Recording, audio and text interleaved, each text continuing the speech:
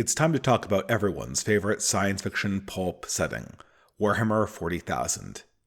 Since its inception, this extended fictional universe, designed as the backdrop for wargaming, popularized the image of the grim, dark future. Of course, most of 40k's core ideas are stolen from pulp and early 20th century science fiction. Nonetheless, in the last 2 decades, Warhammer has made the iconic visage of an impossibly vast, unimaginably violent, millennia-long interstellar war part of the core cultural lexicon of the internet, with memes and quotes galore. Certainly, in a media environment so dominated by focused group-oriented pop culture, what is there not to love about stories of grim heroism set in the throes of an unending technological dark age? But as many have noticed, with increasing alarm, Warhammer contains some rather prominent right-wing themes.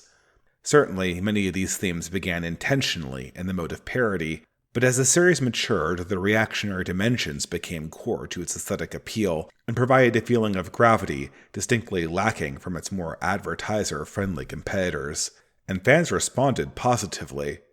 But for many, this was unacceptable. As think piece after think piece would highlight, there were problematic politics afoot in Warhammer. It was bad enough that the universe was enjoyed mainly by straight, white young men, but did it have to go to such great lengths to lionize the aspects of the old world so decried by modern right-thinking progressives? The normalization of toxic masculinity and conflict-oriented perspectives on politics, xenophobia and religious fanaticism portrayed as futuristic? It was all too much. There needed to be a correction, an update, a fix to bring the grim dark future of the 41st millennia in line with the properly feminized sensibilities of the 21st century Western order. Of course, the franchise owner, Games Workshop, has tried their best to downplay this political dimension, often reframing its problematic qualities to throw their leftist allies a bone. After all, isn't the entirety of Warhammer just a parody? Right-wing themes aside, perhaps 40k is simply a pointed political lampoon against the very martial and religious virtues described in-universe as noble and heroic. Perhaps we could retcon the lore to make that more clear, or perhaps layer in some narrative workarounds to highlight a more progressive message. You see, the joke is really on the fans. We might think that stories of fanatical space marines defending humanity's homeworlds against hordes of soulless alien invaders and demonically possessed heretics is cool, but that's just because we've missed the point. The real point was to teach us chuds how uncool classical notions of heroism really were. Conviction, martial zeal, self-sacrifice for a greater purpose, all reactionary spooks. After all, the real point of Warhammer 40k is to demonstrate how stupid the denizens of the 41st millennia are for participating in the conflict at all. Wouldn't it just be better if they could be like modern progressives, who wouldn't give a damn about whether humanity prevailed over alien or demonic invaders, and who couldn't be bothered to fight a war concerning the issue? The updated perspective makes sense to some progressive minds, but it also misses the true draw of the source material. For Warhammer 40k, post-hoc satirical explanations never sell, nor can a retcon or lore update fix its problematic politics without destroying its flavor. It turns out that Warhammer's reactionary themes are the central reason why people like it. Without that edge, there is no draw nor feeling that something profound is being described. Talking to many people in the meme and hobby spaces, I'm convinced the average Warhammer fan understands this. Still, I'm surprised that their understanding never goes further. The fans know their beloved fictional universe is transgressive against the modern world they inhabit, but few ask themselves whether the pulp setting can communicate important lessons they might not otherwise learn from the mainstream. Perhaps they are afraid of encountering dangerous truths? The question reached a point when I asked a real-life friend, who had read an enormous number of Warhammer 40k novels, whether he had learned anything from the setting. "Really?" he responded blithely. "Do you think Warhammer has anything to teach us?" It is a fair question. Maybe Warhammer 40k is just trash sci-fi pulp, but it's trash sci-fi pulp that scares many progressives at a deeper level. So for those of us who are curious and not wedded to a leftist vision, could we look for any lessons Warhammer might have to teach us? I was able to come up with 40 of my own. 40 Reactionary Lessons from Warhammer 40k. Lesson 1. There is only war. Whether we learn this reality from Hobbes, Schopenhauer, or the Book of Ecclesiastes, it always remains the same. Nature is nasty, brutish, and short. Life is suffering and struggle, and existence is conflict, both spiritual and physical. Anyone who tells you otherwise is trying to sell you something. Eternal war is the backdrop for all human stories, and the template upon which meaningful human heroism is drawn. Lesson 2. Chaos is the archenemy. The metaphysical struggle we experience, both temporally and spiritually, is order versus chaos, the conflict between that which is seen by God and that from which God turns away. The struggle within mirrors the struggle without, whether over the mastery of a single soul or the dominion of the entire universe. Lesson 3. The Primordial Gods of Creation. The stories of creation, both pagan and Abrahamic, agree the universe was born from chaos. Although the ultimate meaning of this might never fully be understood, its implications are not hard to realize. That which is our greatest nemesis is also core to our emergence. Chaos is both our point of origin and our ultimate temporal fate. From ashes we have come, and from ashes we will return. Lesson 4. The Demons of the Warp. Whether a part of creation or not, for sentient beings, chaos means ruination. Evil is equivalent to the willful preference of the chaotic to the orderly, the preference of the selfish will to the divine will. And those who seek enrichment in darkness, confusion, and disorder are following the path towards the demonic. Lesson 5. The Call to Battle. In a universe haunted by hostility, both natural and unnatural, war is necessary, sacrifice is essential, and death is near. Everyone fights, no one quits, and those who live on their feet will die on them as well. War, in every sense, is inescapable. Lesson 6. Progress is a lie. The creation of technology is helpful, and for a time may suggest it can solve all humanity's problems. But this is fundamentally untrue.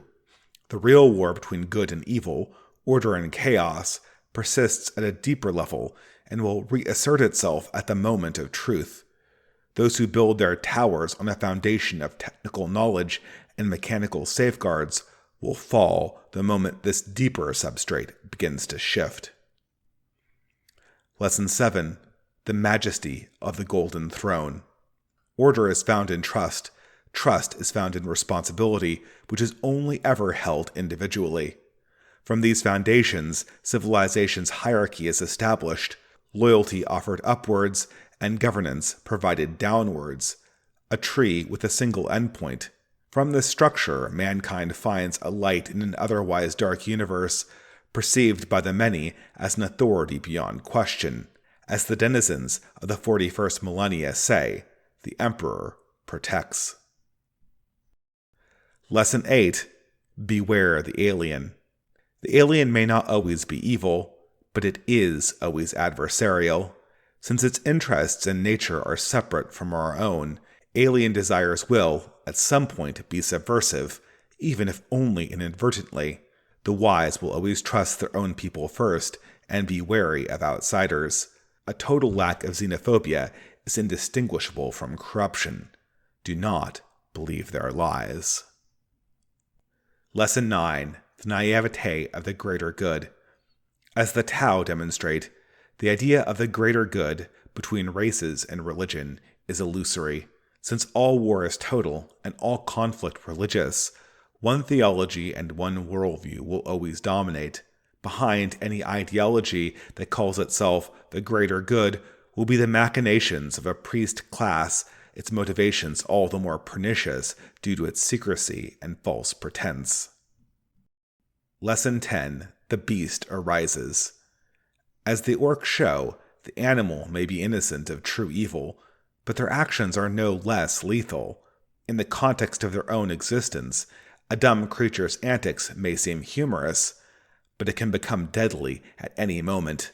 Underestimating the beast is a quick route to the grave. Lesson 11. The Great Maw. As the Tyranids exemplify, the logic of nature, unleashed from all limits and control, has a demonic dimension to it. The logic of Darwinian biology can be beautiful when constrained in a natural order, but carried out in its most extreme form, the force of survival will devour everything in its path. It is a power too simple to know mercy. Lesson 12. The Silent Empire. As the Necrons remind us, the greatest empire is the empire of the dead.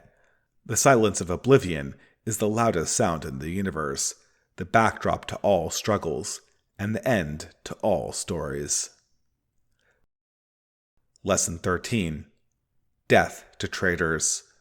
While the alien may be an eternal threat, there is no more deadly strike than the strike that comes from within. There is no more vicious betrayal than that of a friend. There is no more brutal war than that of brother versus brother. Lesson 14. This is a war of belief. As Lorgar teaches us, and the philosopher Schmidt repeats, politics is always a question of theology. War is fundamentally a conflict of belief. It exists in men's souls just as readily as it does on the battlefield, and it is only ever won when it secures the total devotion of its opposition. Lesson 15. Beware the heretic. Innovation is sometimes necessary, but it must be approached humbly and with care. When arraying yourself against the wisdom of your ancestors, never think that you are above them, that your new truth is obvious, and their own struggles were born purely from naivete. Beyond this pretense is the petty narcissism of novelty, which places your morality above question and constraint. And the quest that starts with refusing to serve on earth always ends with one preferring to reign in hell. Lesson 16. Death is nothing compared to vindication.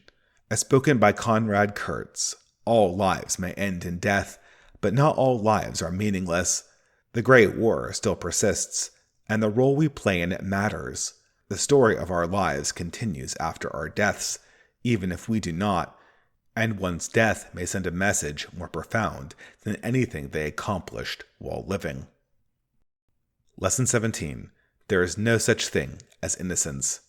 As Chesterton said, original sin is the only part of Christianity you can prove. Dostoevsky's Grand Inquisitor has a point. The outline of civilization is man's constant temptation, and the structures needed to confront it must be everlasting. All men fall, all men sin, and that sin cannot be ignored or left unpunished. The society that forgets this will be doomed to be consumed by the very creeping evil it seeks to deny.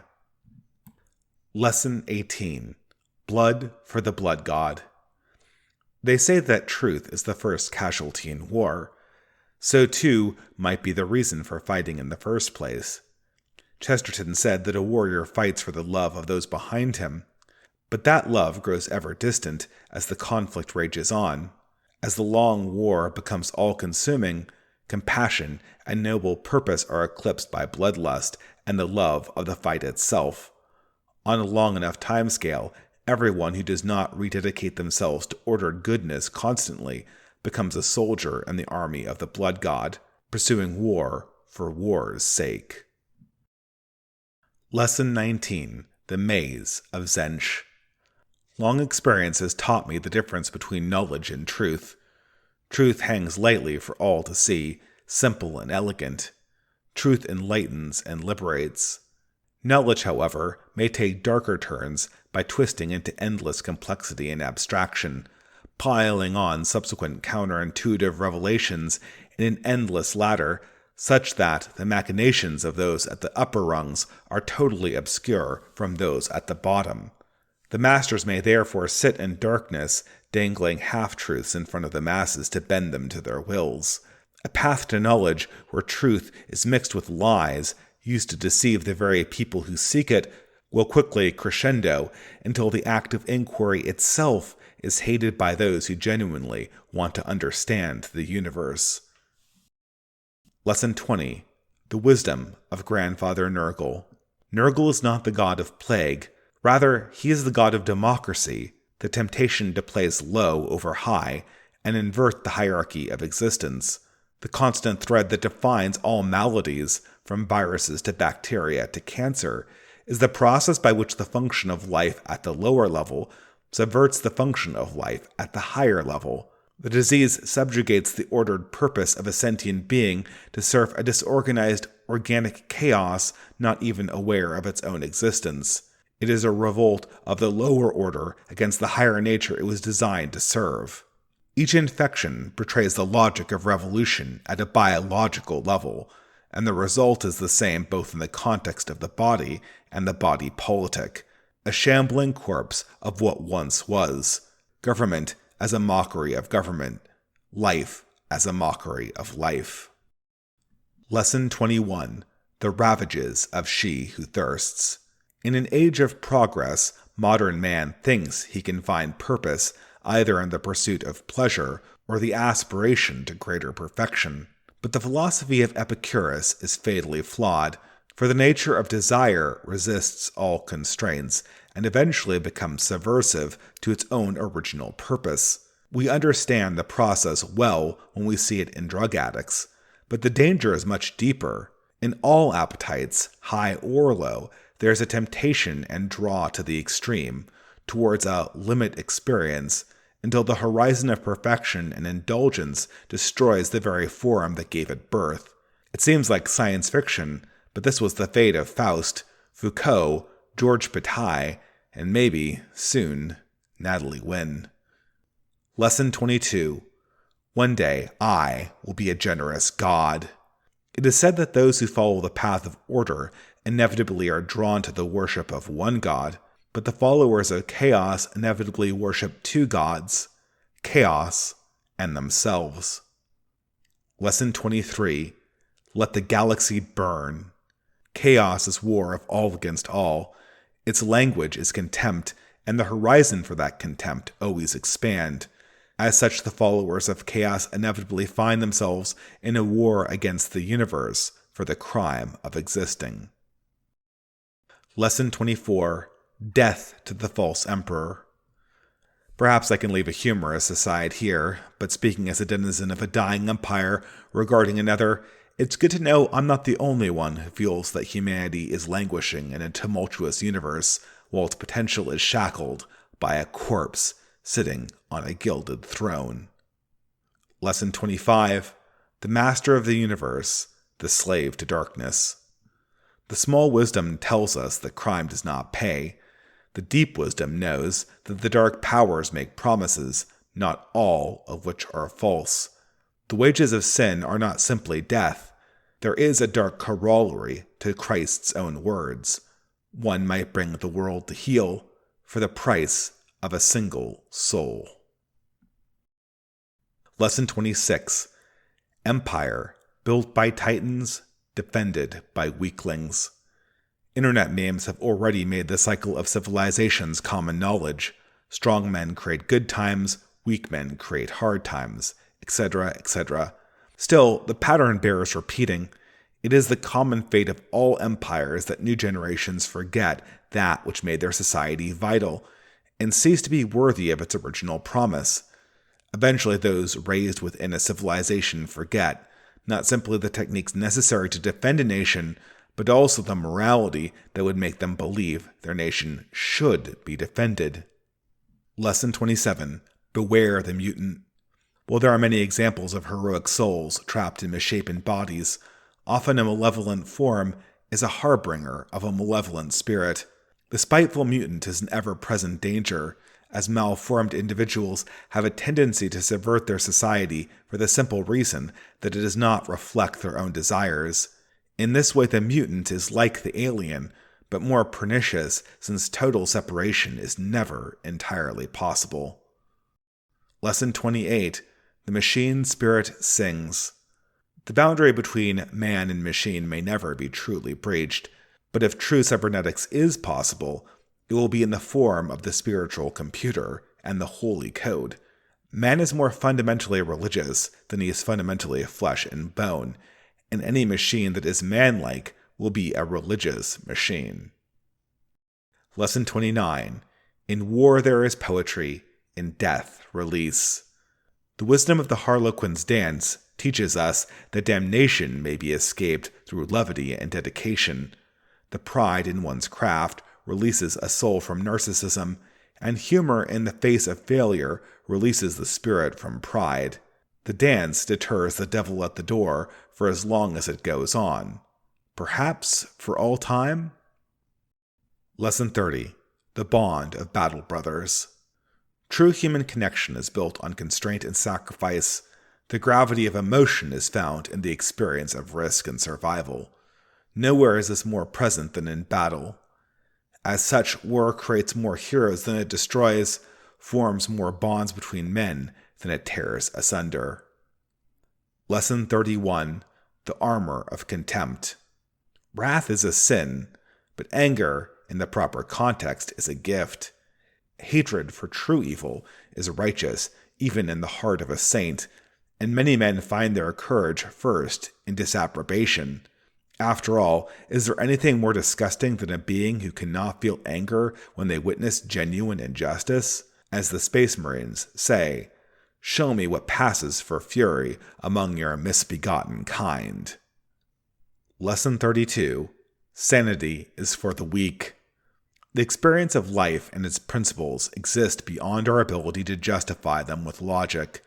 True warriors are not rationalists, neither are true poets, and the apex of poetry and war dovetail in the maniac. True soldiers fight for principles they cannot fully comprehend, and anyone who fights well fights like a madman. Lesson 33. The Ever Vigilant Eye. If our enemy is chaos, and chaos is the direction of all things in our fallen universe when left alone, then those who wish to live in order and civilization must maintain their lot through constant discipline, attention, and effort. The price of life is eternal vigilance. Lesson 34. Beware the Psyker. The Inquisition of the 41st millennia remembers what the ancients knew and what moderns have forgotten. Those who reach for esoteric knowledge expose themselves to corruption, and the dangers of that corruption grow the more those men control the tools that influence the masses. Man in particular is fallible, and mankind in general is malleable. In combination, the missteps of one mind may mean many must perish. Lesson 35. How do we have the right to let them live? If the world is a war, then our decisions have large consequences.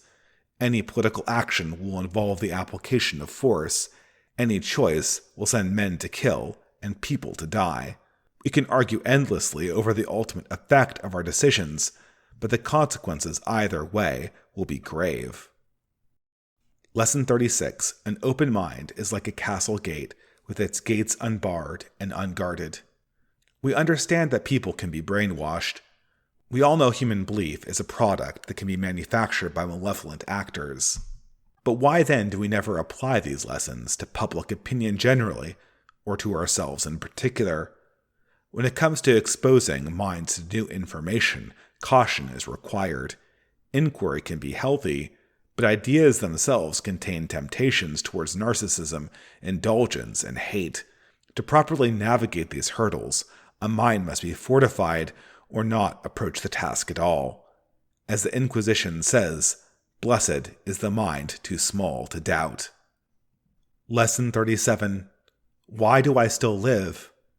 The world may be locked in an epic conflict between good and evil, but most ordinary people's lives never bear on any epic battle. The struggles they face are small ones, but no less agonizing for their obscurity. For most, the Great War is an internal struggle to find hope, to live another day, and to confront one's pain and fear with courage. The task may require more bravery than fighting in the grimmest of all battles. Lesson 38. Faith makes us strong. While anger at unrighteousness may drown out the fear of the moment, the greatest battle is in the quiet moments of despair and the long nights of the soul, the long hours and years wondering what the ultimate purpose is, or whether our struggle is all for naught. Faith is the simple act of seeing through the despair of the world around us to a higher love. It is mankind's greatest weapon. Lesson 39. The Path of the Living Saint. Faith is not simply a palliative or a stratagem. It is a path to something higher and something greater than this material universe. Chaos may be the origin and destination of our crude material reality, but there is a greater eternal order that stands apart and above the pit. May humans escape their doom by reaching towards this higher good? Might this be not only the ultimate weapon against the arch-enemy, but also the fulfillment of all human desire? No one knows for sure, but many great examples precede us, and not following their path along the straight and narrow is life's one true tragedy. Lesson 40. You can give a life. The universe is cruel, the magnitude of the struggle vast, and the hope of salvation uncertain. But despair is the only real damnation humans rightly fear, and the awesome proportions of the evil we face might be overcome by accepting the smallness of our role in the grand design. There is solace in understanding that we are only ever asked to fight the battles presented to us in life, choosing good over evil day to day. And here there is also an unexpected camaraderie shared by all souls locked in the struggle, from the most powerful Superman plotting the destiny of the galaxy to the lowest invalid facing the pain of existence. Humans are only ever asked for one thing, not more than they can provide. The meek ask what they can give to make a difference in a war so vast. The answer is simple. You can give the same as any other soul. You can give a life.